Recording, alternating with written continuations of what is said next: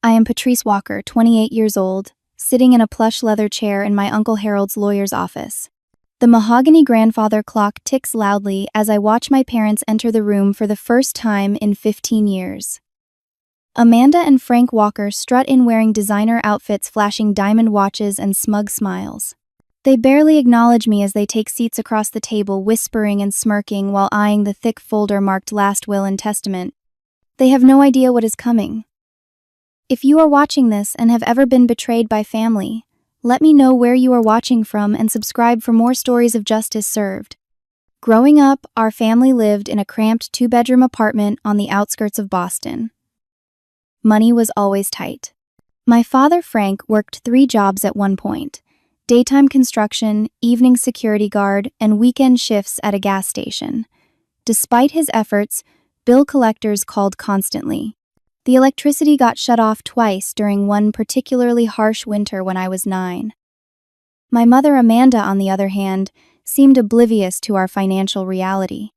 She insisted on maintaining appearances, buying clothes she could not afford, and hosting dinner parties that strained our budget further. "We need to network with the right people," she would say while applying makeup before one of her social gatherings. "This is how we will escape this neighborhood." Their arguments about money formed the soundtrack of my childhood. I would hide in my small bedroom pillows over my ears, trying to focus on library books instead of their shouting matches.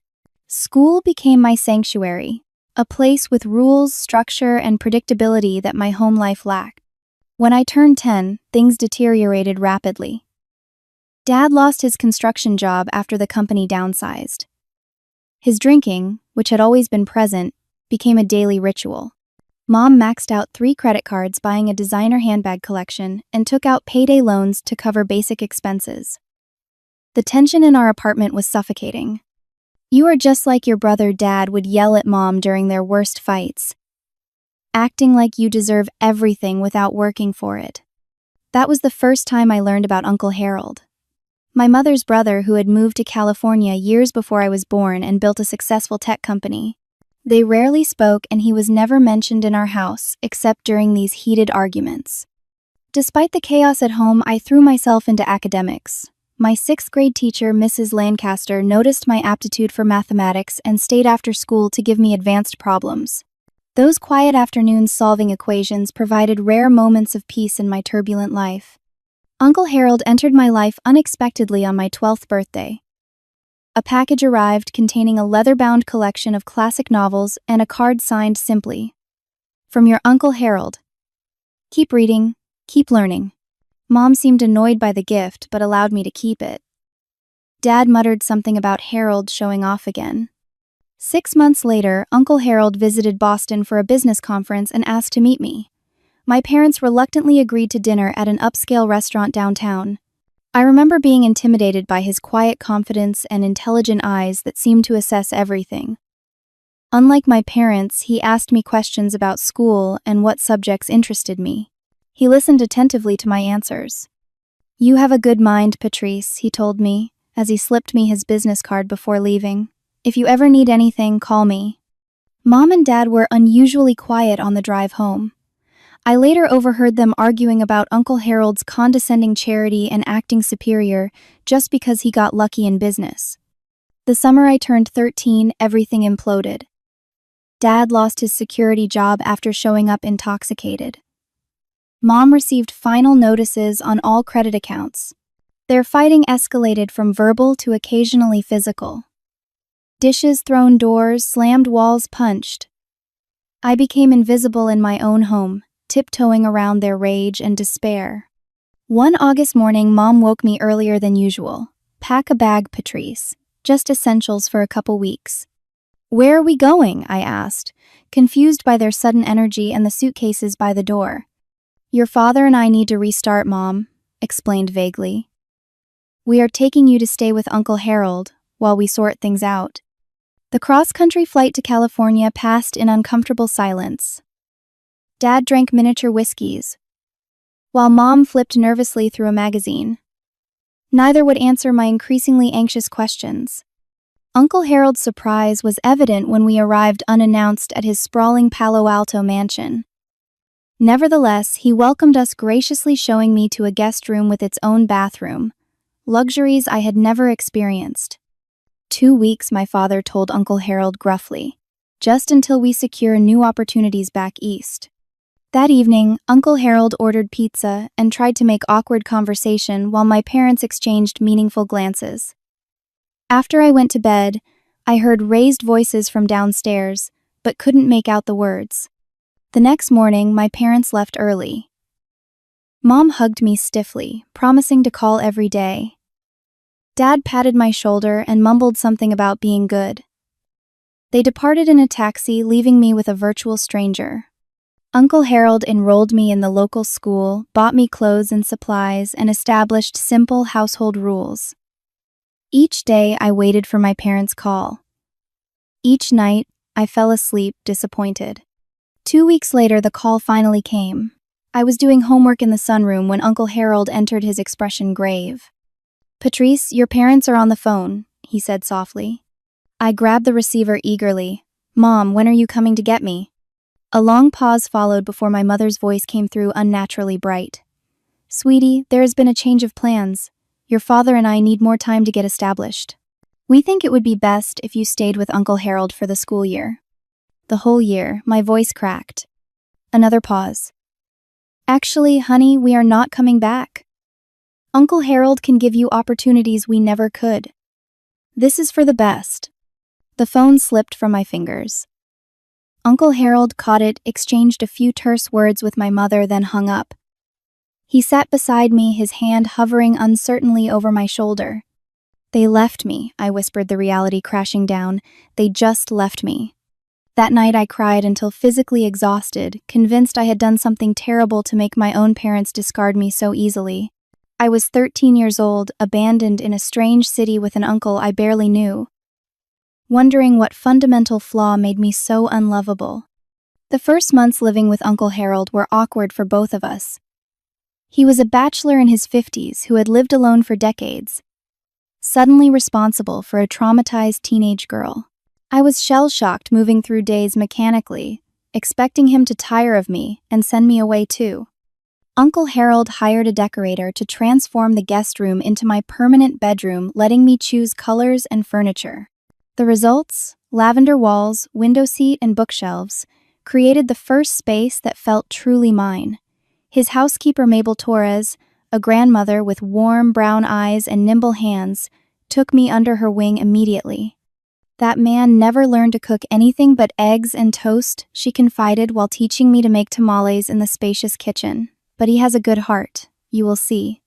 Uncle Harold ran his technology company from a home office, emerging periodically for coffee or to check my homework. He spoke little, but observed much. When he discovered my interest in mathematics, he arranged for advanced tutoring. When I expressed curiosity about his work, he began inviting me into his office after school, explaining concepts of software development and business strategy. "Understanding money gives you freedom," he told me one evening. "Not to waste it like some people, but to have options." I knew he meant my parents, though he rarely mentioned them directly. Neither did I. The wound was too raw. Only once did I ask if he had heard from them. "They call occasionally," he admitted, "but they have their own challenges to address." He never asked if I wanted to speak with them. I never volunteered. By 14, I had settled into a new routine. My academic performance earned me a spot in advanced placement classes. Uncle Harold attended every parent-teacher conference, science fair, and math competition, sitting quietly in the back but always present. When I received academic achievement awards, his subtle nod of approval meant more than any loud cheering.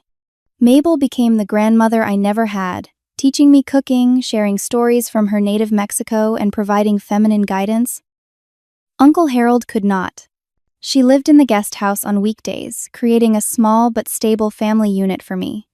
"Some people think family must be blood," she told me while braiding my hair for a school dance. "But family is who stays when the storm comes." At 15, Uncle Harold established a bank account in my name, depositing a modest allowance and matching any earnings from babysitting jobs. He insisted I track expenses in a ledger, teaching basic financial management. Money is just a tool, he would remind me, not a measure of worth. Through high school, I excelled academically while working through emotional scars with a therapist. Uncle Harold quietly arranged. Abandonment issues and trust problems emerged in relationships with friends and potential boyfriends. I maintained high walls, afraid to depend on anyone who might leave. Uncle Harold never pushed for emotional conversations, but his consistent presence slowly rebuilt my sense of security. End of section. He never missed a dinner unless traveling for business, and even then would call precisely at 6:30 to check in. His reliability became my anchor. During my junior year, we established a Sunday tradition of visiting different Bay Area cultural attractions, museums, botanical gardens, historical sites. Uncle Harold would research each location, meticulously sharing interesting facts as we explored. These outings revealed his hidden enthusiasm for art, architecture, and natural history. The quiet man who seemed so reserved actually possessed deep passions and knowledge he had never had occasion to share.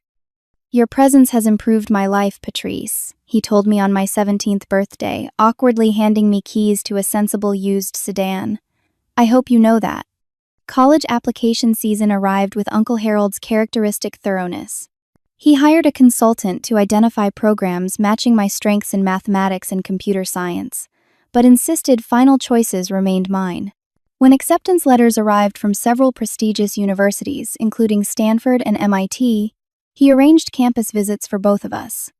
"Your education is an investment no one can take from you," he said as we toured facilities. "Choose where you will thrive, not just academically." I selected the University of California, Berkeley, close enough to maintain our weekend traditions while establishing independence. Uncle Harold helped me move into the dormitory, arranged my books on shelves, and left without lingering, understanding my need to begin this new chapter without his shadow. During winter break of my sophomore year, Uncle Harold received his first cancer diagnosis, stage 2, pancreatic cancer requiring immediate surgery followed by aggressive treatment. I wanted to withdraw from school to care for him, but he categorically refused. "Your education comes first," he insisted from his hospital bed. "Mabel will help me. You focus on your studies." I compromised by reducing my course load and commuting from home 3 days weekly. During his chemotherapy sessions, I would sit beside him reading aloud from his favorite historical biographies while he dozed. In those quiet hospital rooms, our bond deepened beyond guardian and ward. Between treatments, Uncle Harold began sharing more about his life philosophy and business ethics. He described early failures, lessons learned, and principles that guided his decisions. He spoke of integrity as non-negotiable and treating people with dignity regardless of their position. "Success without character is meaningless," he told me during one late-night conversation when pain kept him awake. "Remember that when you build your own career." After 8 months of treatment, doctors declared him in remission. Life resumed its rhythm, though. Uncle Harold seemed more intentional about his time and legacy. He invited me to shadow him at his company during summer breaks, introducing me to key personnel and business operations. He established a small foundation, supporting educational opportunities for underprivileged students, involving me in grant reviews and decision-making. By my senior year at Berkeley, I had developed my own passion for financial technology and its potential to create economic opportunity. Uncle Harold quietly supported my vision, connecting me with mentors and resources while allowing me to find my path. Our relationship had evolved into a partnership of mutual respect and genuine affection that transcended the circumstances of its beginning. "You have overcome much to get here," he said at my graduation ceremony, uncharacteristically emotional.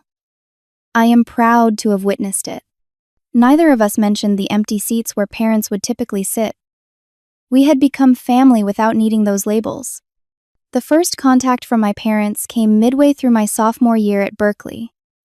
An email appeared in my university account with the subject line, "Thinking of you, Mom." I stared at it for hours before opening it with trembling hands. "Dearest Patrice," it began, "I hope this message finds you well. Your father and I have been following your achievements from afar and are so proud of the young woman you have become. We know we made mistakes and hurt you deeply. We were going through difficult circumstances you could not understand at the time. We would love to reconnect and explain everything.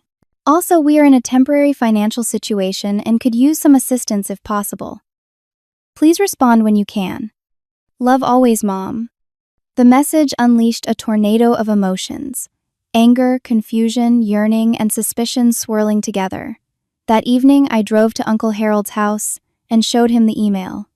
What do you think I should do? I asked, hating how young and uncertain my voice sounded. Uncle Harold considered the screen carefully. What do you want to do, Patrice? I do not know, I admitted. Part of me wants answers. Another part never wants to hear from them again. You do not owe them a response, he said gently. Whatever choice you make, I support you. After several days of deliberation, I chose not to reply. The vague apology coupled with an immediate request for money suggested their motivations remained unchanged. The wound had scabbed over. Picking at it seemed unwise. Several months passed before the next attempt. Phone calls from unknown numbers that I initially ignored. When I finally answered one, my mother's voice came through artificially bright. Patrice, thank goodness. We have been trying to reach you for weeks. Did you get my email? I got it, I replied coolly. Oh, her disappointment was palpable. Well, we really would love to see you. We have been following your college career online. Those mathematics awards are impressive. The revelation that they had been monitoring my social media and university achievements unsettled me.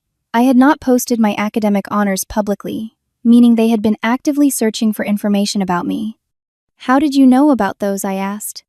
Oh, we have our ways, she laughed nervously. Parents always keep tabs on their children. You stopped being parents when you abandoned me at 13, I replied, surprising myself with the calm fury in my voice before hanging up. More calls followed, then social media connection requests from both parents. I blocked their numbers and accounts but could not shake the feeling of being watched. When I mentioned this to Uncle Harold during Sunday dinner, his expression darkened momentarily. Have they asked about me? He inquired casually. Not directly, I answered, but Mom mentioned knowing I live with you during breaks. Uncle Harold nodded thoughtfully but changed the subject. Later that week, I noticed him taking phone calls behind closed doors and speaking with his lawyer, Gerald Thompson, who visited the house twice. Unusual for Uncle Harold, who typically conducted business at his office. By spring semester of my senior year, the contact attempts escalated. My father sent a lengthy email explaining they had hit rock bottom after leaving me, but had rebuilt their lives in Florida. They wanted to reunite our family and make amends. The email included mentions of Uncle Harold's company and its recent expansion. Information available only through financial news sources, not casual observation. The pattern became clear. My parents' renewed interest correlated with Uncle Harold's increasing public profile as his company prepared for acquisition by a larger tech firm. The deal, worth several $100 million, had been featured in business publications. I shared my suspicions with Mabel, while helping her prepare dinner one evening. Vultures circle when they smell money, she muttered, chopping onions with increased vigor. Your uncle sees it too. The final confirmation came at my graduation ceremony. I had just received my diploma and was walking back to my seat when I spotted them in the audience. My parents, older but unmistakable, clapping enthusiastically as though they had supported my journey all along. Uncle Harold, seated in the family section I had arranged, noticed them too, his expression unreadable. After the ceremony, they approached us outside the auditorium. My mother wore an expensive dress and too much jewelry. My father had lost weight and sported an artificial tan that looked odd with his reddish hair. Patrice, sweetheart, Mom rushed forward to embrace me. I stood stiffly in her arms, inhaling unfamiliar perfume. We are so proud of you, summa cum laude. Dad shook my hand awkwardly. Congratulations, kiddo. Always knew you were smart. Then they turned to Uncle Harold, all smiles and false warmth. Harold, you are looking well, Mom gushed air, kissing his cheeks. The treatments must have worked wonders. I froze. I had never told them about Uncle Harold's cancer. Amanda, Frank, Uncle Harold acknowledged them with a slight nod. This is a day to celebrate Patrice's achievements. Absolutely, Dad agreed enthusiastically. We thought maybe we could all go to dinner. Family reunion and celebration combined. I have reservations for Patrice and myself, Uncle Harold replied smoothly. Perhaps another time. As we walked away, I glanced back to see my parents huddled together, speaking intently while watching us. "How did they know about your cancer?" I asked once we were in the car. "They have been more attentive to my circumstances than you might imagine," he replied carefully. "Their timing has always been interesting." That summer, Uncle Harold's cancer returned more aggressive than before. As I helped him navigate treatment options, my parents suddenly offered their assistance with his care. "We could come stay at the house," Mom suggested during an unexpected phone call. "Family should stick together during difficult times." Uncle Harold refused politely but firmly. "Patrice and Mabel have everything well managed," he told them, "but thank you for the offer."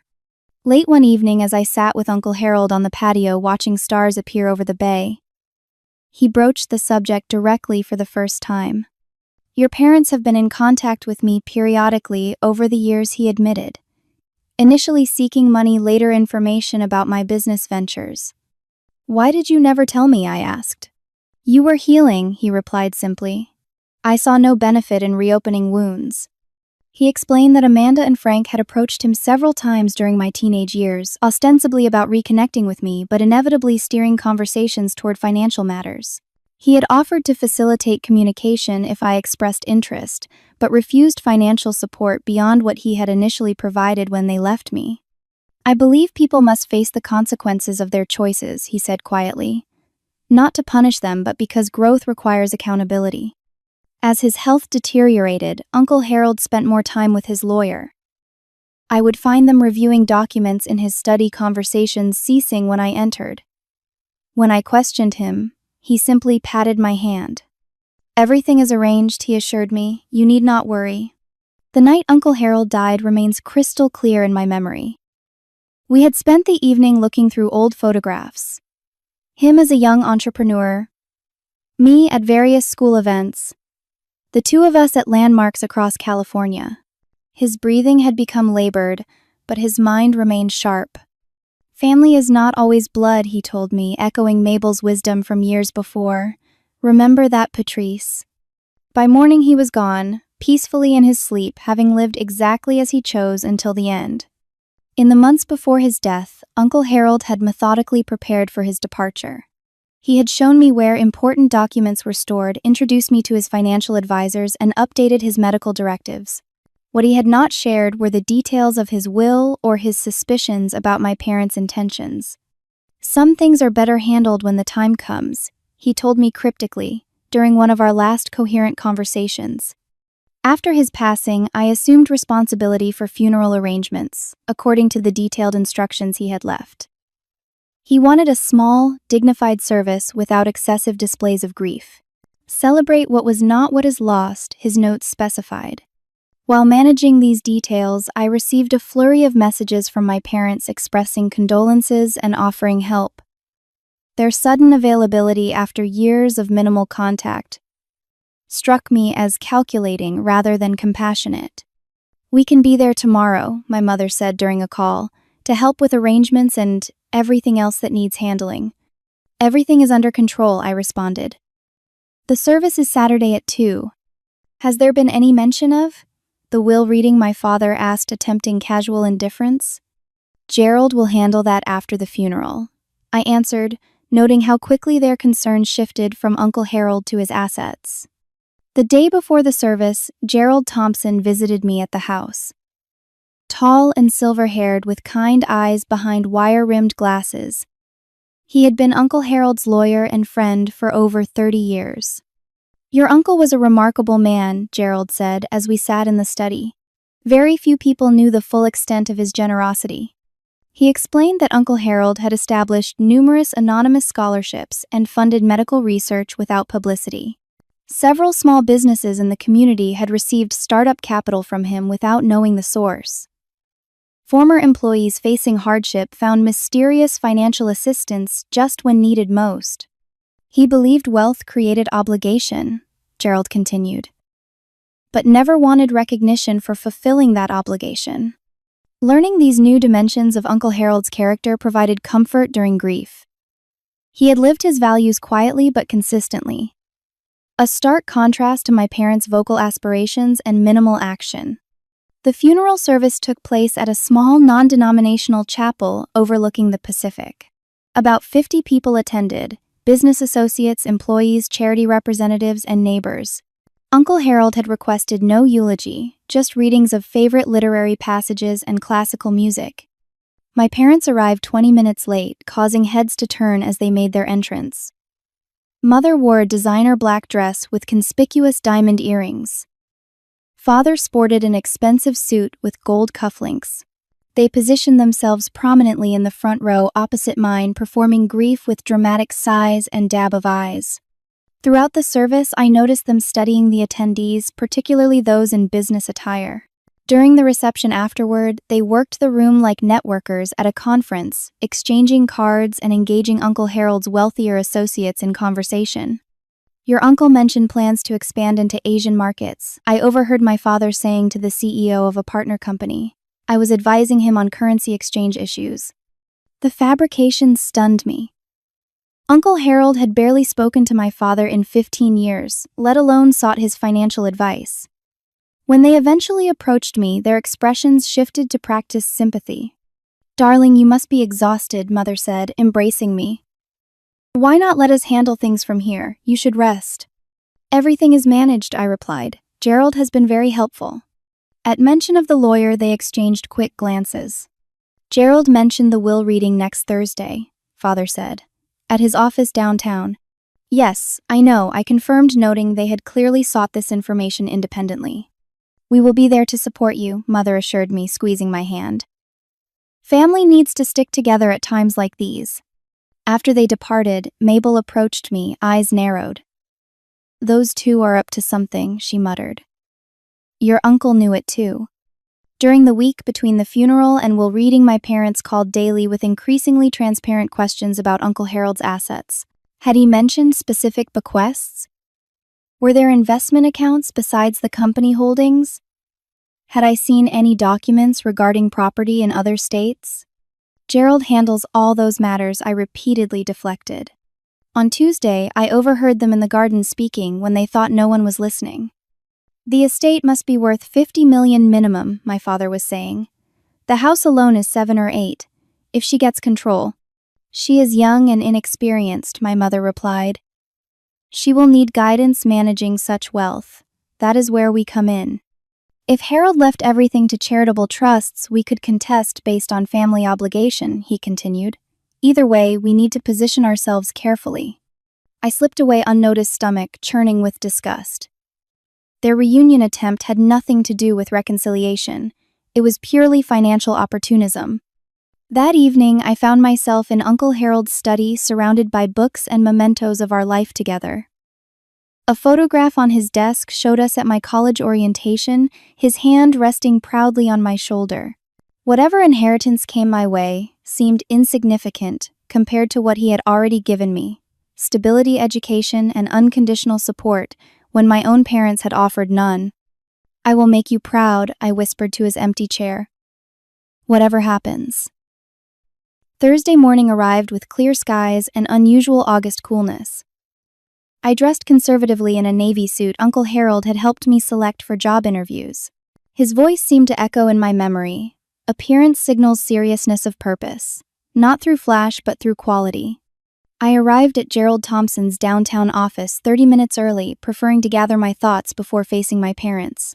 The reception area featured understated luxury, leather furniture, original artwork, and fresh flowers in crystal vases. Gerald greeted me personally, leading me to a conference room with views of the bay. "How are you holding up?" he asked kindly. "Managing," I replied. "Though I am concerned about my parents' expectations." Gerald's expression revealed nothing. "Your uncle anticipated various reactions to his decisions. Trust that." He prepared accordingly. Other attendees arrived gradually. Uncle Harold's business partner, Thomas Chen, the director of his educational foundation, Dr. Eleanor Blackwell Mabel, and 2 junior lawyers from Gerald's firm. My parents were the last to enter, 15 minutes late, making a production of their arrival. Mother wore a Chanel suit with pearl accessories. Father carried a leather portfolio that looked new and expensive. They had arrived in a rented Mercedes, which they mentioned loudly while entering. Their confidence bordered on smugness as they took seats opposite me, nodding condescendingly to other attendees. "Thank you all for coming," Gerald began formally. "We are gathered to execute the last will and testament of Harold James Montgomery." He reviewed standard legal preliminaries while my parents shifted impatiently. Mother checked her watch twice. Father drummed fingers on his portfolio. Their anticipation was almost predatory. Before proceeding with specific bequests, Gerald continued, "I should note that Harold's estate is valued at approximately $53 million, including property holdings, investment portfolios, and business interests." My father inhaled sharply. My mother's eyes widened. They exchanged triumphant glances, barely containing their excitement. Harold requested a personal message be shared at this juncture. Gerald announced, activating a screen on the conference room wall. Uncle Harold's face appeared recorded several months earlier. Though clearly ill, his eyes remained sharp and intelligent. "If you are viewing this," he began, "I have completed my journey. I wish to explain certain decisions personally rather than through legal language alone." He spoke briefly about his business philosophy and hopes for his foundation's future. Then his tone shifted slightly. "Regarding family matters," he continued, "I have always believed true family transcends biology. 15 years ago, my sister Amanda and her husband Frank made a choice that altered many lives. They left their 13-year-old daughter Patrice in my care, initially temporarily, then permanently." My parents stiffened in their chairs. "While unexpected, this circumstance brought immeasurable joy to my life," Uncle Harold continued.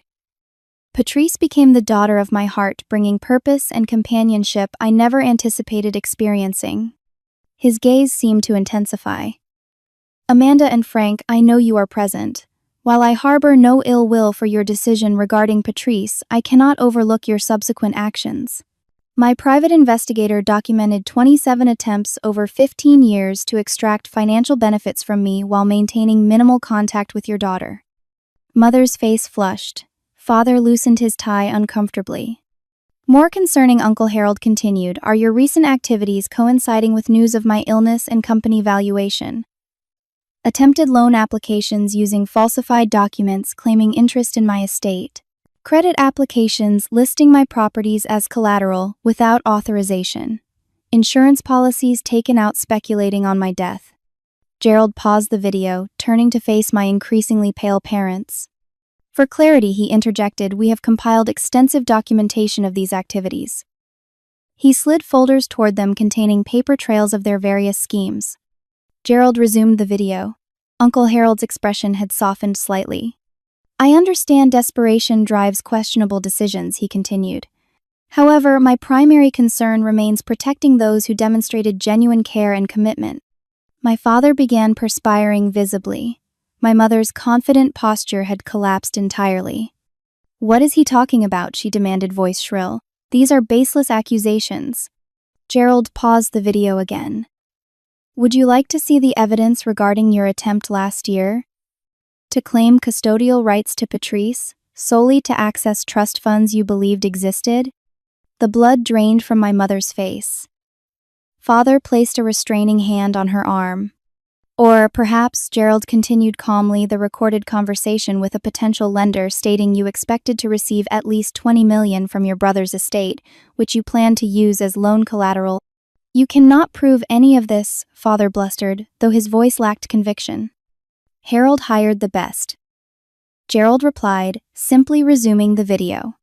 Uncle Harold's recorded image continued speaking. "The original abandonment of Patrice was not as presented for her benefit or education. Documents show it occurred immediately after I refused to provide $200,000 to cover gambling debts and credit defaults. Leaving Patrice was apparently intended as retribution, though it ultimately benefited all parties except Amanda and Frank." I sat perfectly still, absorbing this revelation. The abandonment that had shaped my adolescence, my fundamental belief I was somehow unlovable, had been nothing more than financial revenge against Uncle Harold. The knowledge was simultaneously devastating and liberating. Gerald dimmed the lights as Uncle Harold's recorded testimony continued. The conference room felt charged with tension. My parents' mounting horror contrasted with the calm professionalism of the other attendees. My investigator's report spans 15 years, Uncle Harold explained on screen. It documents a pattern of behaviors including multiple identity fraud attempts, credit card schemes, and investment scams across 3 states. Most relevant to today's proceedings are recent activities targeting my estate. A series of documents appeared alongside Uncle Harold's image. Loan applications, legal correspondence, and surveillance photographs, showing my parents meeting with questionable financial advisors. 6 months ago, Uncle Harold continued. Amanda and Frank approached 3 separate elder law attorneys seeking information about contesting wills and establishing conservatorship over relatives with terminal illnesses. They claimed concern about my mental capacity, despite having no contact with me for over a decade. Mother made a small choking sound. Father stared at the floor, shoulders hunched defensively.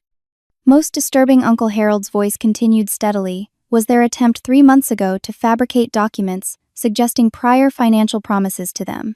These forgeries, while amateur, demonstrate clear intent to defraud my estate. The screen showed loan applications containing poorly mimicked signatures alongside Uncle Harold's actual signature for comparison.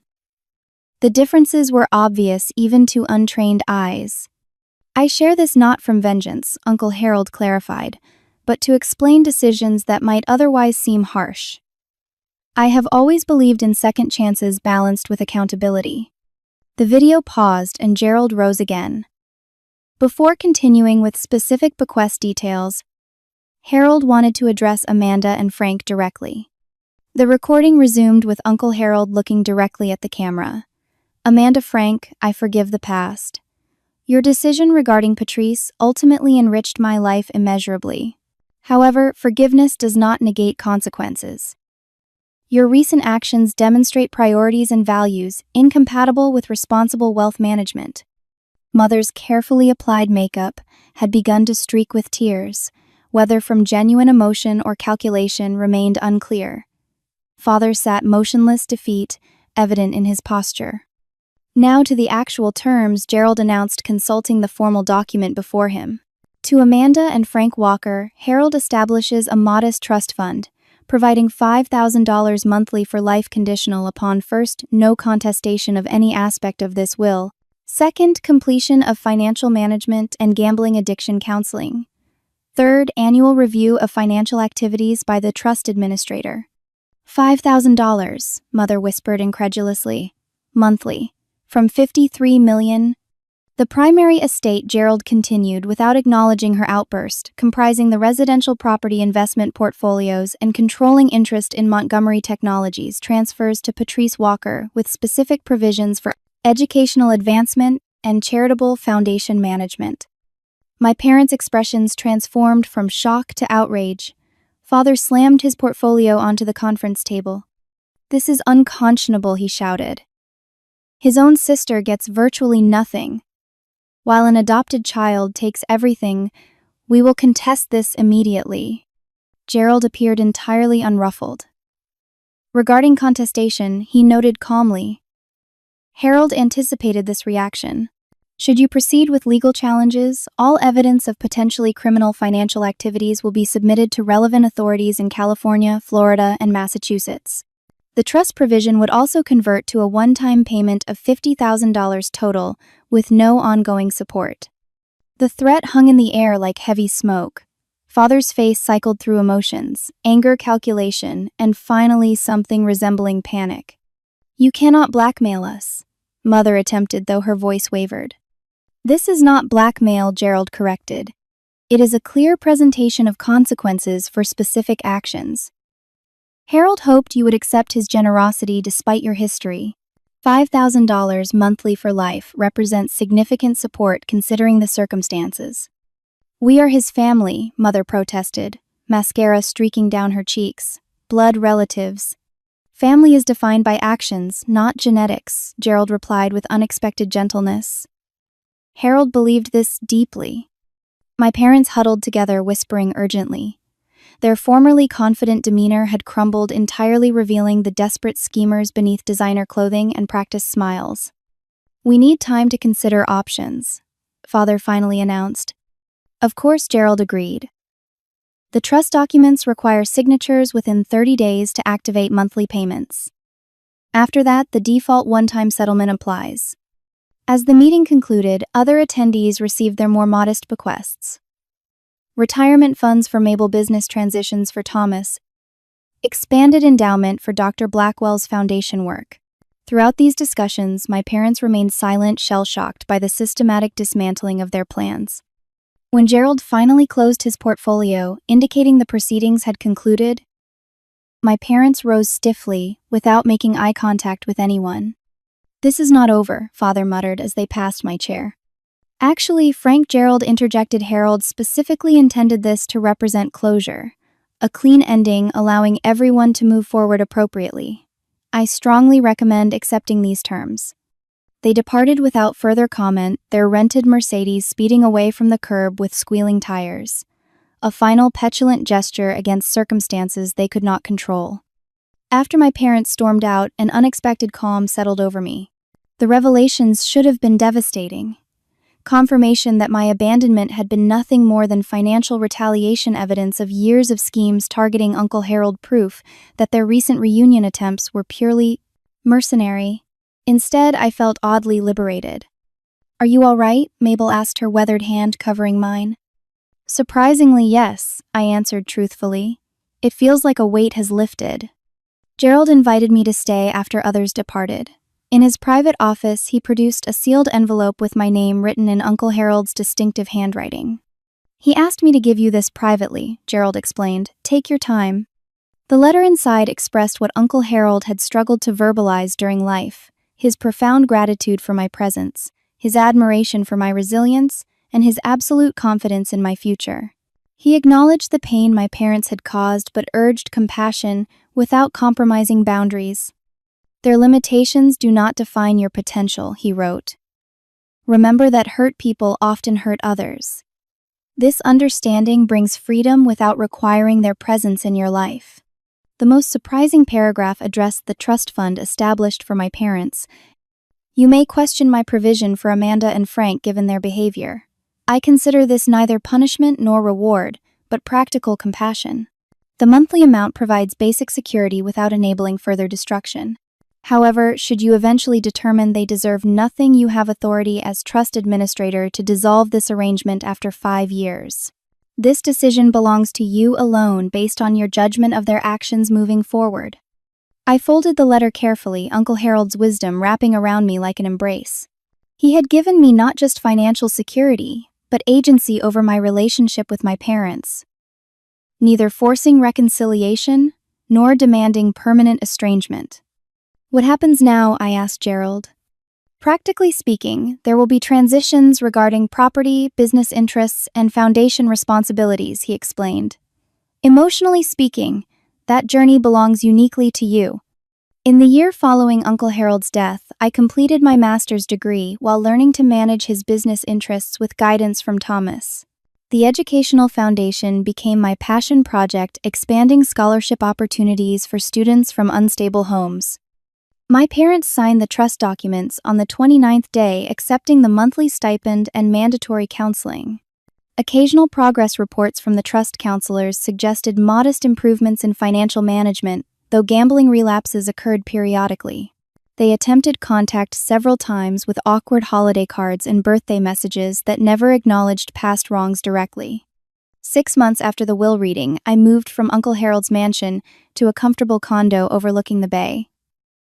The house held too many memories to be my permanent home. Instead, I converted it into a residential program for scholarship recipients needing housing stability, a fitting tribute to the man who provided exactly that for me. On the anniversary of Uncle Harold's death, I visited his favorite spot on the property, a stone bench beneath Japanese maple trees that turned brilliant red each fall.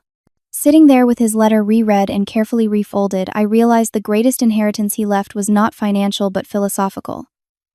His unwavering belief that family transcends biology, that character matters more than circumstances, and that true wealth lies in how we treat others during their vulnerability.